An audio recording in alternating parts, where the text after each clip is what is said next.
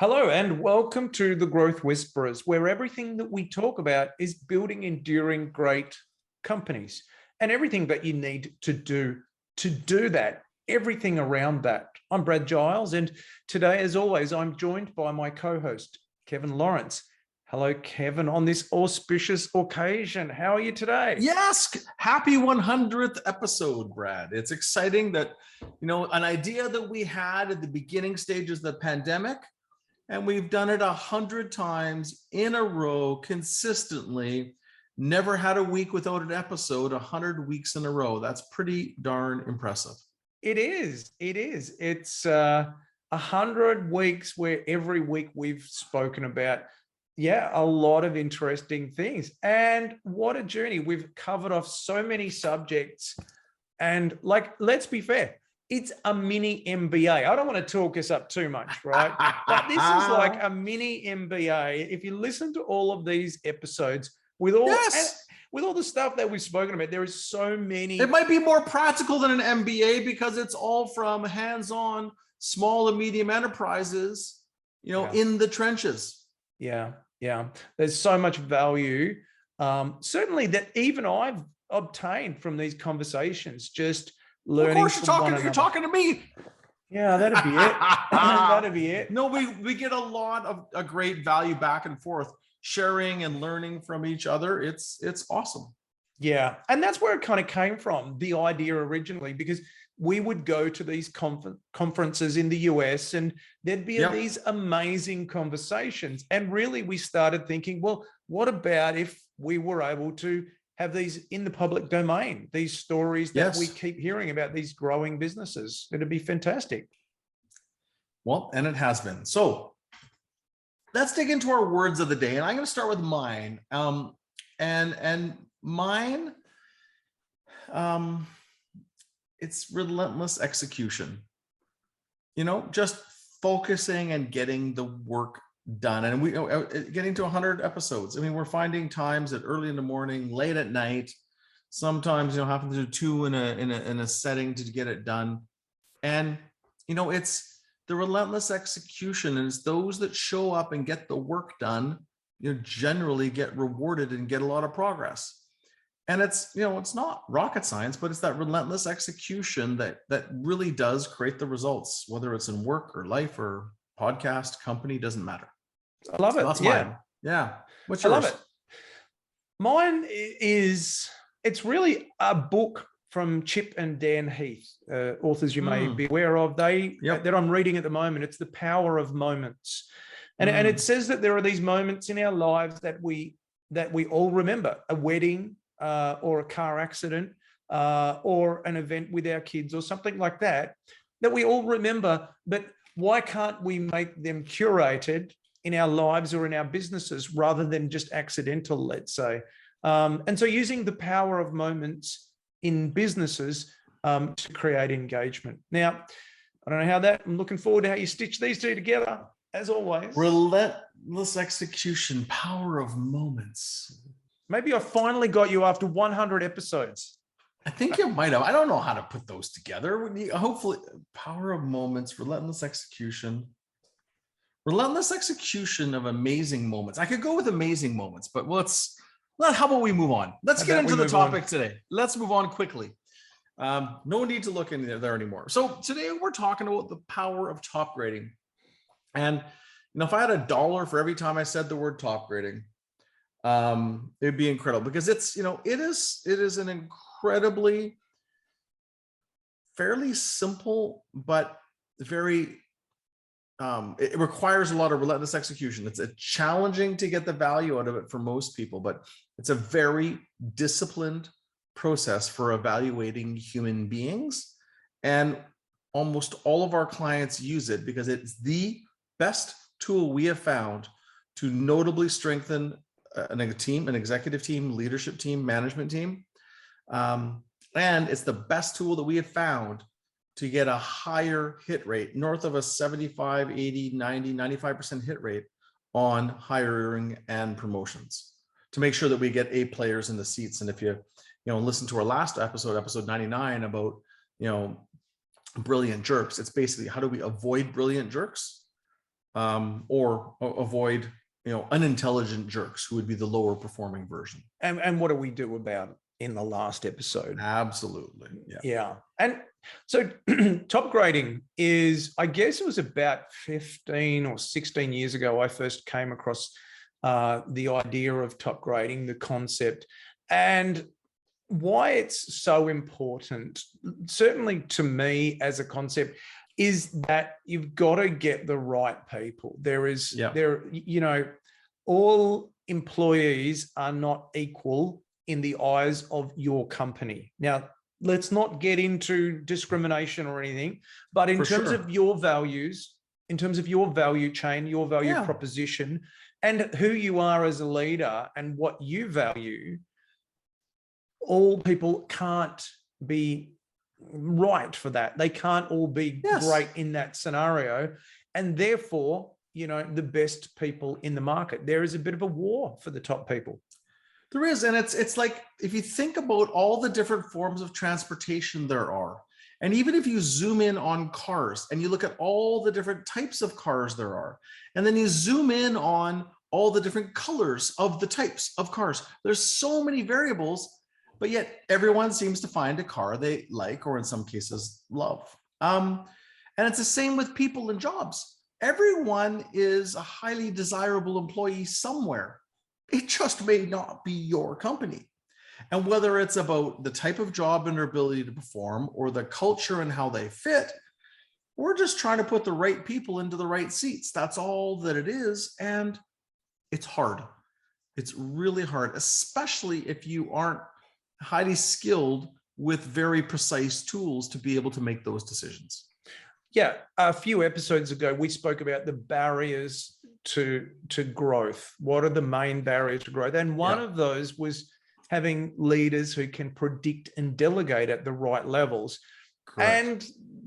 And, those people are hard to come by. You can't find those people with every job applicant that comes your way. So you need to have an effective filtering mechanism to let people in and to be able to grow your firm as you do grow. So this is a great tool to be able to make sure that you've got a team of A players. And that makes a massive difference to your firm. It does. And so if maybe you just touch on a bit of the history on it. I would love to. Yeah. So top grading, the first thing that people say when they see the book is it's a really thick book. It's probably 2 or 3 inches thick. It's a really thick book compared to the average business book. And that tends to turn people off. But why is it our go-to, and why does it matter? So originally, we've got to go back to General Electric and a guy called Jack Welch, who was the CEO there, arguably one of the most successful CEOs of all time. And so Jack Welch had a really simple strategy, which was, we're going to be number 1 or number 2 in every market that we operate, or we'll sell that business unit or shut it down. And what he realized is that the only way you can be number 1 or number 2, the only way you can really outperform is if you've got great people in and leading those businesses.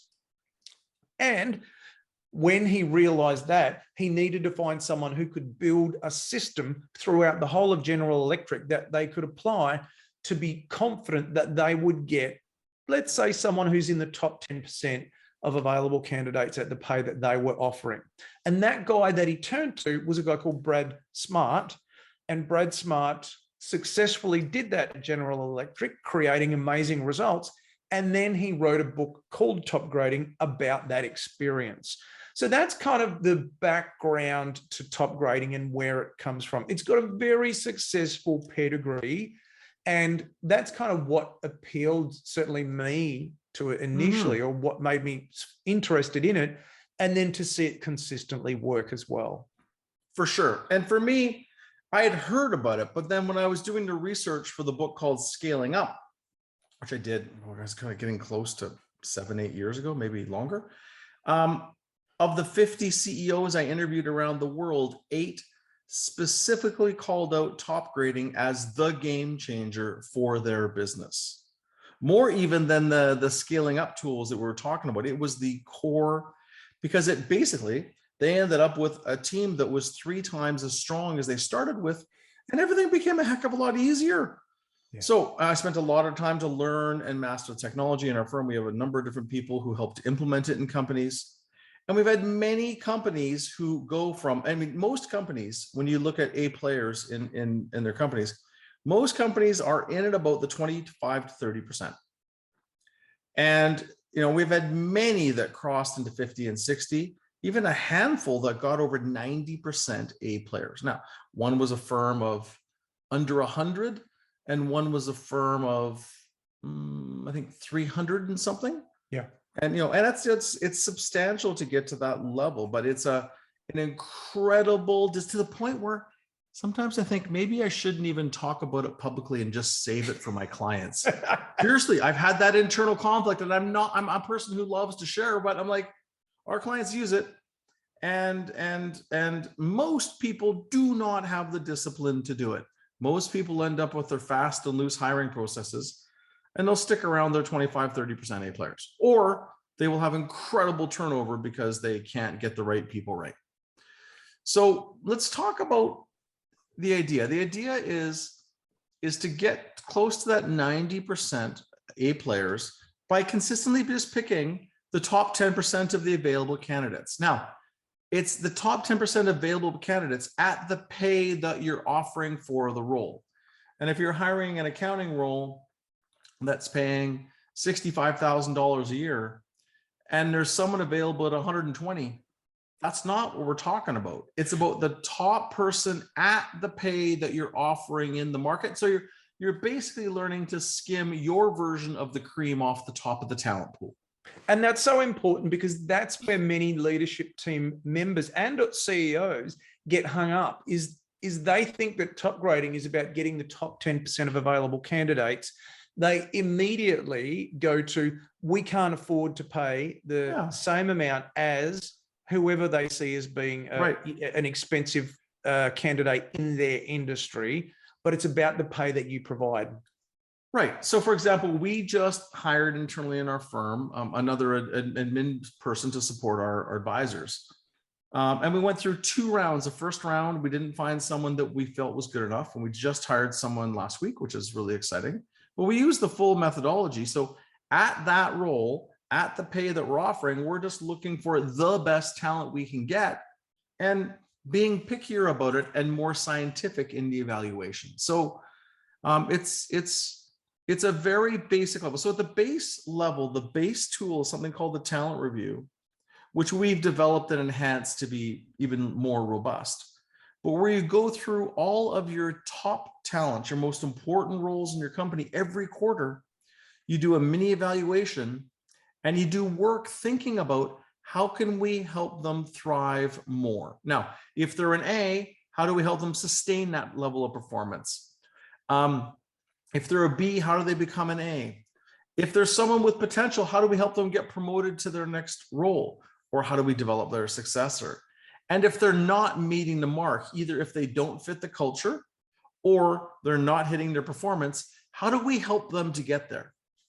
And if we've done everything we can and it's the end of the road, how do we create a graceful exit quickly?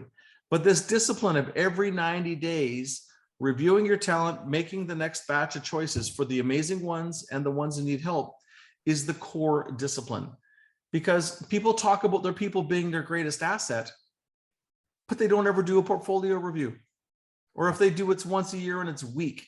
This is a key activity that the CEO and executive are involved in. And if it's a company, if we are a company of 300 people, the CEO and executive are looking at the top 30 or 50 every 90 days. It's part of their greatest value add, is making sure the right things are happening with those key people.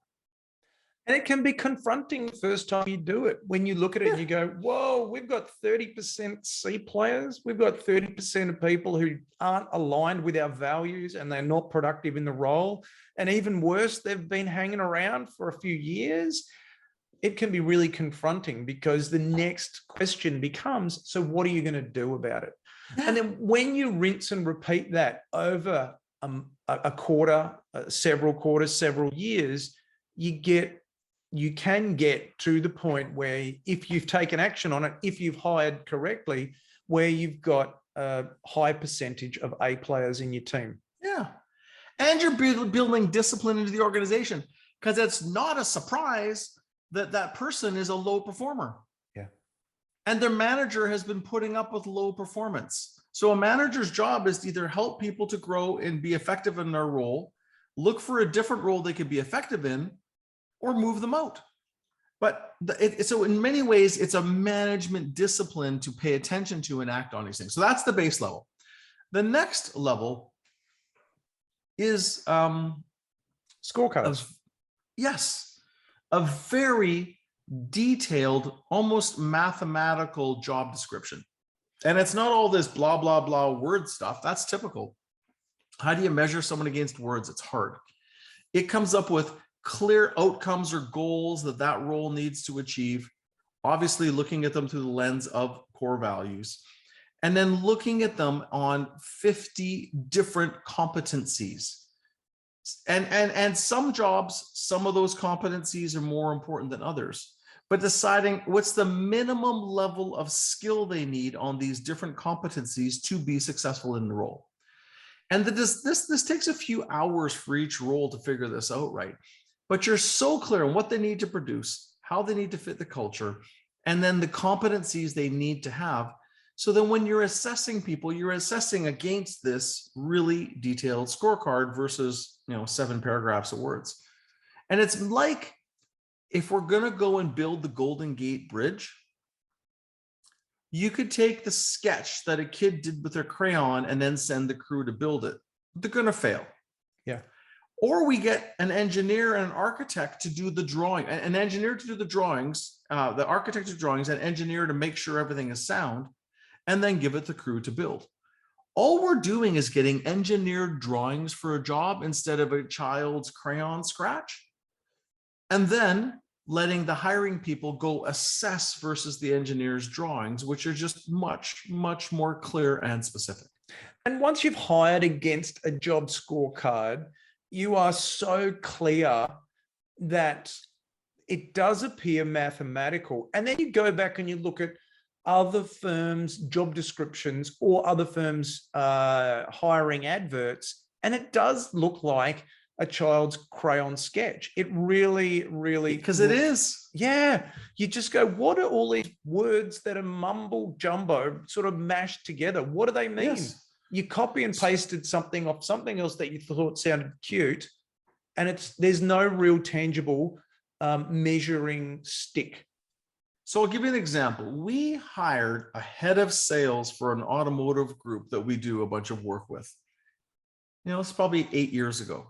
The guy we hired, I loved him. As a human being, he was awesome. And again, this is, early days of working with this client. The challenge is automotive is an hourly based sale. It's very, very fast, very, very tactical. But by the hour, sales are made about a 60-minute, sometimes 24-hour sales process. The guy that we hired was that, had run sales and then was the lean improvement leader for a company that sold something that was 10 times the price and had an 18-month sales cycle. Yeah. Like, all sales leaders are not created equally. And someone that has the skills to do an 18-month high ticket sales cycle, business to business, versus a business to consumer transaction that takes 60 to 90, maybe 24 hours. He would fail before he was hired. He failed before he entered the building because he just didn't do that. Although he was drove sales and process improvement, it was not the same type of environment. He was not set up to win. And it's like taking a professional golfer and then throwing him into the National Basketball Association to play basketball for the NBA. It's a bad choice. But unless you have really, really clear descriptions of what the role is, people make these decisions all the time. They forget that they forget about, golfers on average aren't 7 feet tall, and being 7 feet tall is kind of important in the NBA, for example. and they get candidate lust. Now, I don't say that in a sexual way. They get candidate lust, meaning, this candidate is simply going to solve all of my problems. And they come from Apple, and they have they have all the right credentials, the right brands, and the right personality. And that's human nature, to get that candidate lust. And so we've got to have some kind of empirical measuring tool stick system that can avoid that. And, this is for many entrepreneurs, they've started based on an industry or a trade, and they've grown and grown.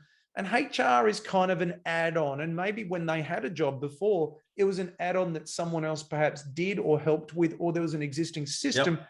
And so they just kind of build it and tack things on as they go along, not knowing the massive cost that bad hiring makes. Absolutely. And, and the thing is that especially at a leadership level, you don't get there unless you're persuasive and a good storyteller. Yeah. They're hard people to hire because they can spin a story. And I remember I came in late stage to a hiring process for one of my clients, hiring a head of operations. And I interviewed this gentleman who had been through 5 interviews of a couple hours each already. I had an hour and a half. And so I interviewed him, and they were going to hire him. And I tell you what, this guy was charming. He had a slick presentation. He'd be a wonderful guy to go have a beer with, right? As I dug in and started using the Topgrading interview, which we'll talk about next, this interview process, he was an arrogant, lying jerk. He was a bad man. Mm-hmm. Been involved in some bad, like he started disclosing stuff. At some point, we're at 75 minutes into the interview, and I just started chatting about other stuff, lightening it up, because he bonked. Because what he disclosed in 75 minutes was he knew he wasn't getting the job. And again, the CEO and exec went from gonna hire him that day to, whoa, we need to change our mind. Yeah. Because he was BSing his way through the interviews and charming his way through the interviews. But when you dug deep on how he did his work, yeah, it was bad, dude. So let's go into the next part, which is then the assessment process. So so once you've got the scorecard, the engineer's drawing of the job, and so the type, there's probably 25 different sales roles out there in salesmen. They're very different depending on all of them. So you got your specific one. There's a screening interview, half hour, 45 minutes to get to really sense if the candidate's worth the time and it's enough of a fit. There's something called the Tandem executive interview, you call it, but it's 3, 4, 5 hours depending on the position. 2 interviewers going back and starting from high school and breaking down in detail their entire career up until today, and with a lot of depth. It's why we get so much detail and understanding, because when you ask it's only a few simple questions, but you ask at every job from high school and get deep examples, the patterns emerge like crazy. Yeah. The best indication of how a person will be in your role is how they were in other roles, and those patterns emerge. Absolutely. And the leopard doesn't change its spots very much at all. You can take a look at someone at 15 years into their career, and you can probably predict the rest of their career. It's, that people might not like that I say that, but it's true more often than not, perhaps. It is.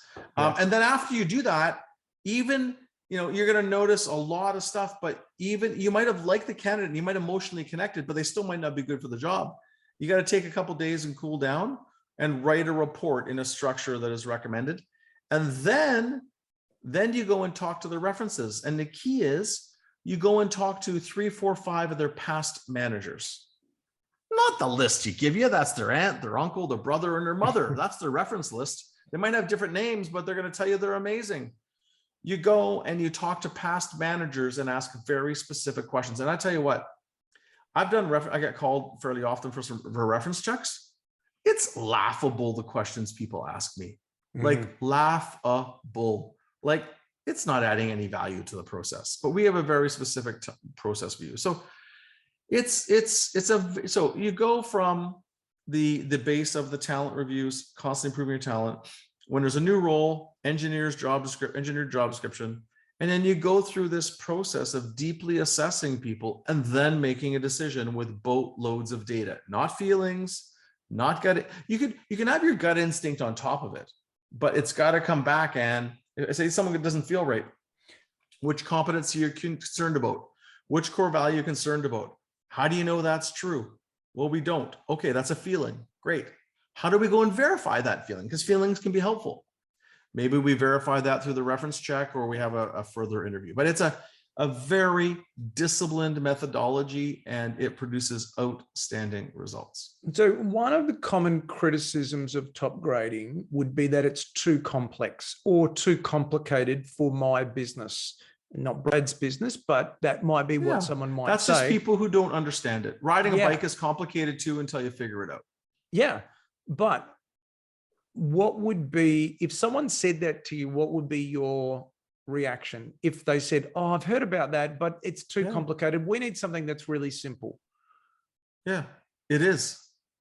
It just has great discipline.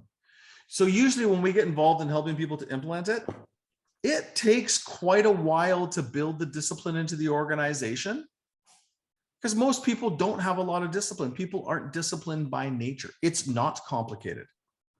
It's just harder than how people normally do it. That's all. Yeah. Yeah. And do you really want the results? You know, that's the thing. Well, that's why the CEO and executive need to be bought into it. HR cannot drive it. It won't work.